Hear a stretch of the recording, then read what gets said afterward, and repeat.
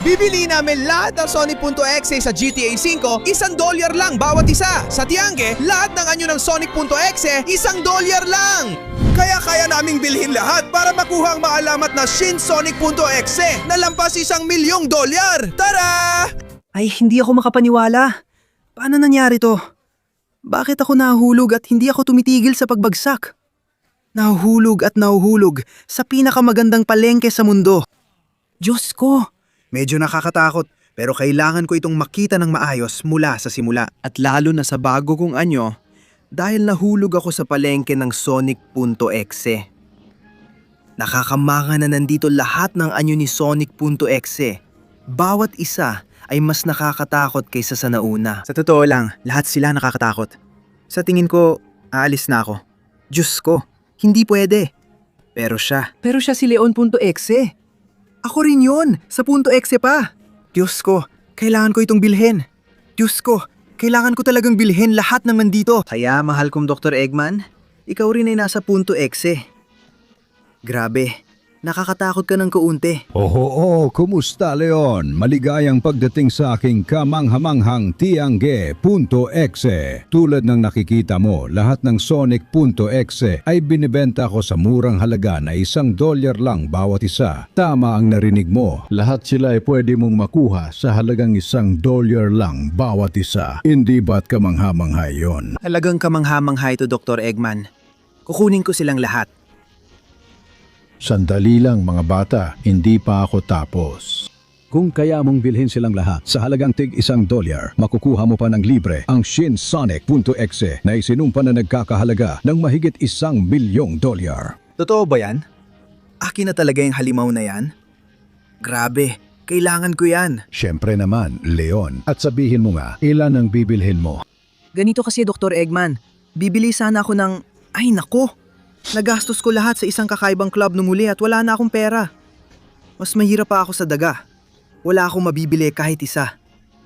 Dr. Eggman, tulungan mo naman ako. Pero kung isa akong creepypasta, paano kita matutulungan? Pero sige, maswerte ka at mapagbigay ako at may sobra pa akong pera. Kung magsusubscribe lahat ng nanonood ng video na ito, bibigyan kita ng $1. Kung lahat ng nanonood ay magla-like, bibigyan pa kita ng $1 pang.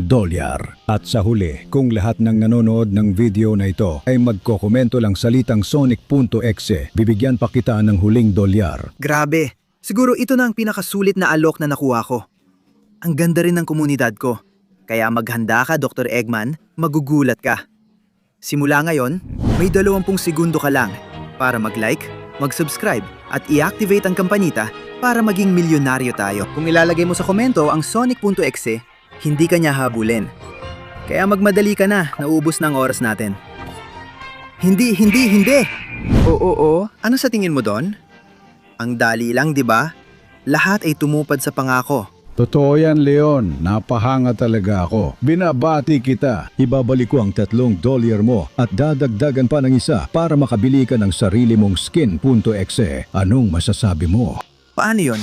Totoo ba? Salamat, Dr. Eggman. May $4 na ako. Karaniwan, binibiro lang ako ni Dr. Eggman o nilalagyan ng ilong ng elepante. Pero bukod pa doon, bilang .exe, napaka mapagbigay niya. Pero ayos lang, dahil ang gusto ko talaga ay ang aking anyong .exe muna. Oo, binili ko na. Ayos, na yung .exe na ako.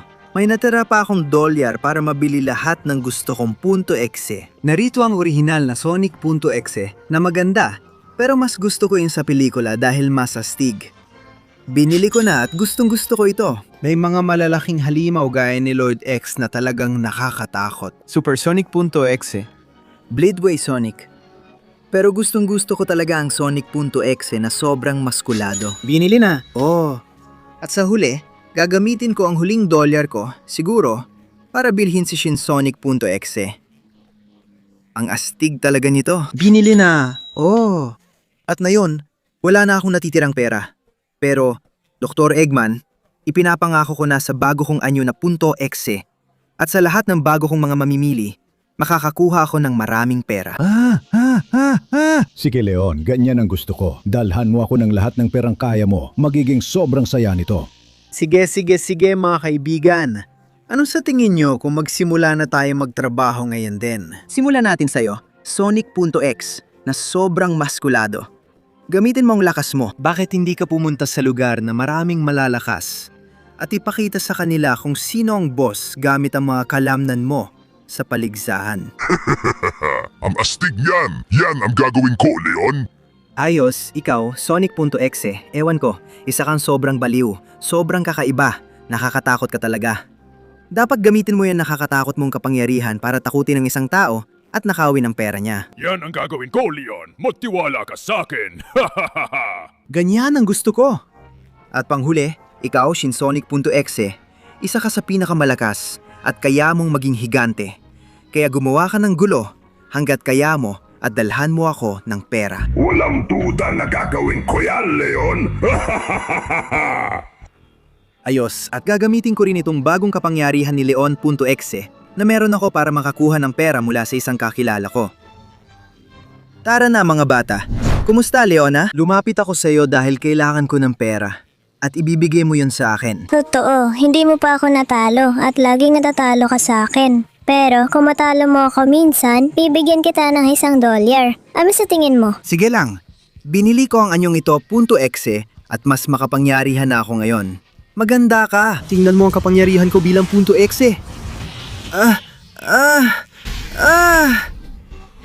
Halika rito, Leona! Yeah! Grabe, ang lakas mong tumama. Pero kukunin ko pa rin ang $1 na yon pag natalo kita. Pangako. Ngayon hawak ko na ang kapangyarihan ng .X. At may kapangyarihan akong gawin. Wala na akong oras. Malakas pa rin siya. Ay, hindi. Kukunin ko ang $1 na yan kahit anong mangyari. Kailangan kong bilhin lahat ng Sonic.X. Hindi mo naiintindihan. Kaya tatapusin na kita. Kidlat ng creepypasta. Oo.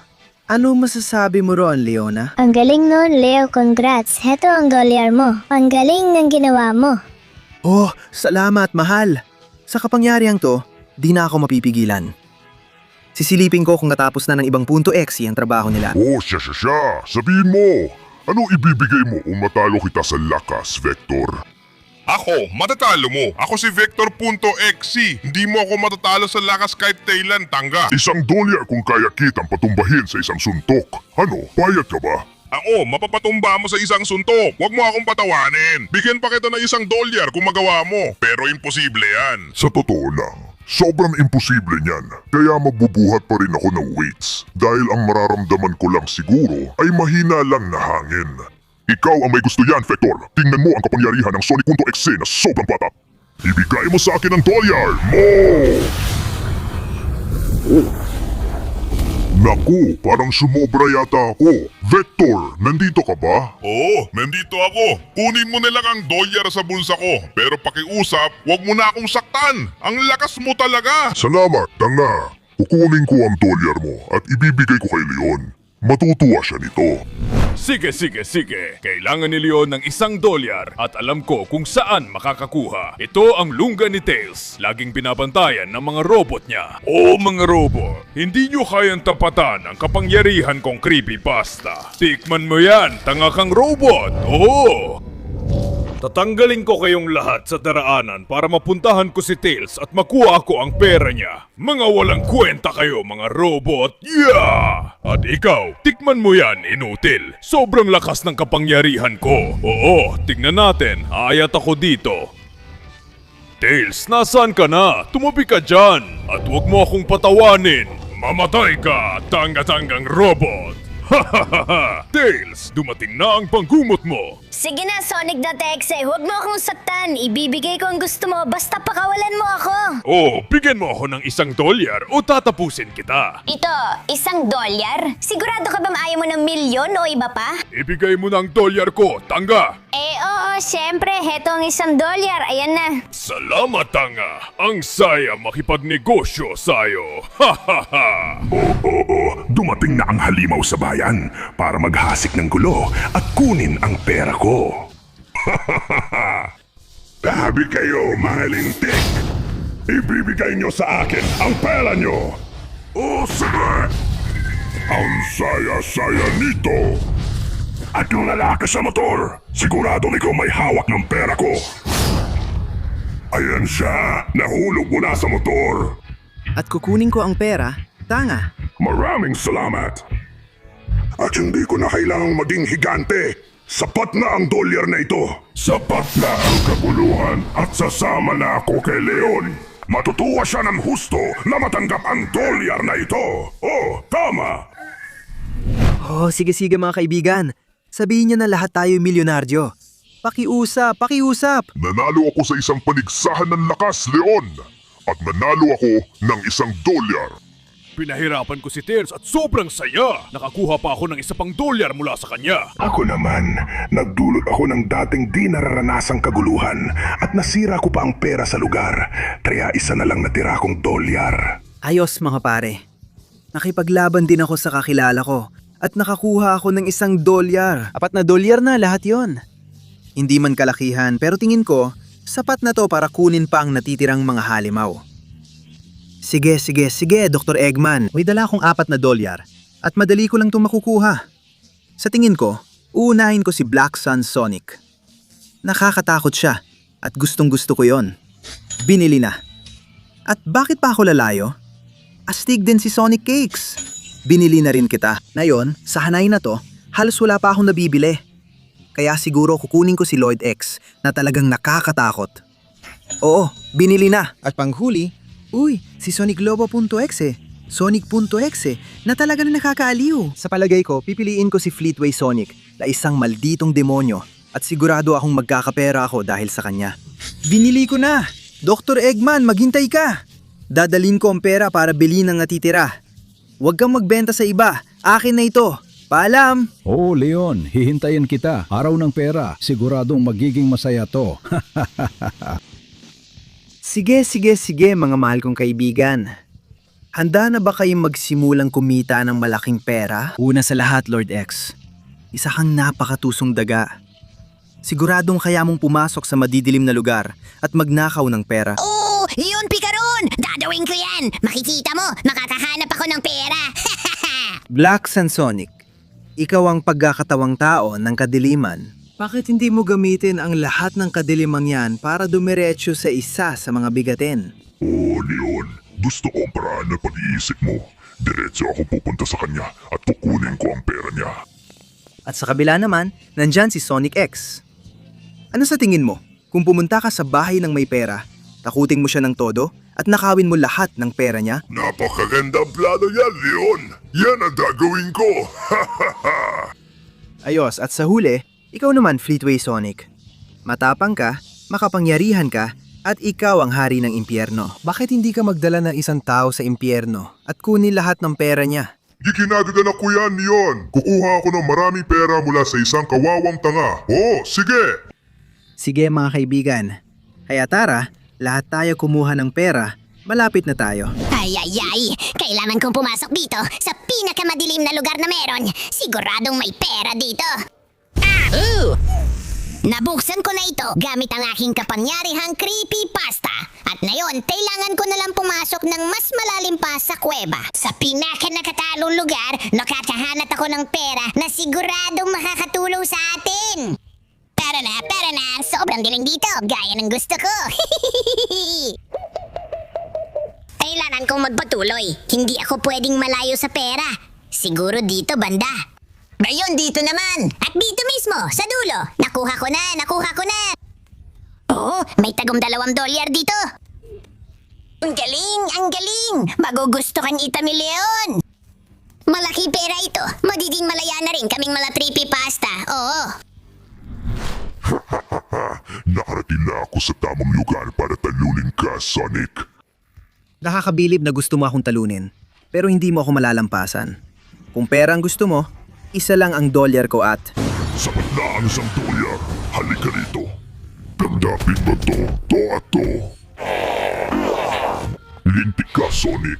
Inaabangan mo na pala ako kasama ang grupo mo. Sige, wawasakin ko ang buong lugar na to gamit ang aking kadiliman. Magaling ka, Sonic, pero kukunin ko pa rin ang $1 kahit ano mangyari. Tanggapin mo to. Kailangan po nung umatake. Tatalunin na kita ngayon. isang atake. Dandapin mo to, dumating na ang oras mo. Nahuli na kita, Sonic. Tanggapin mo to at to. Ibibigay mo sa akin ang dolyar mo. Wawasakin kita. Tanggapin mo yan. Aking ganap, Pringado. Kukunin ko ang dolyar mo. Nakuha ko na. At ngayon, lumayas ka at huwag mo na akong istorbohin, Pringado. Kukunin ko na ang perang ito. Hahaha! Nasa bahay na ako! Sabi raw dito, nakatira ang magandang danaga. Tatakutin ko siya ng husto at nanakawin ko ang pera niya. Wala siya rito at wala rin ang pera niya. At dito sa loob, aba. Dahan-dahan lang kasi, natutulog siya. Ay, Sonic, mahal na mahal kita. Sonic, mahal na mahal kita. Ay, Sonic, mahal na mahal kita. Itong sira na to, puro si Sonic ang iniisip. May regalo ako para sa'yo. Ako si Sonic.Ace. At ngayon, kukunin ko na ang pera mo. $2. Maraming salamat. Matutuwa si Leon sa lahat ng perang ito. Oh! Aba, Knuckles. Sabihin mo nga, bibigyan mo ba ako ng $1 o hindi? Hindi yan mangyayari hanggat buhay pa ako, mga tanga. Ako ang pinakamalakas na nilalang sa buong universo.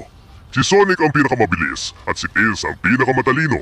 Pero ako ang pinakamalakas. At ikaw, tumahimik ka, nakakainis ka na. Dadalhin kita sa impyerno para nauwin ang pera mo. At napunta ka na sa impyerno! Alamin mo kung ano ang kapangyarihan ng isang demonyo.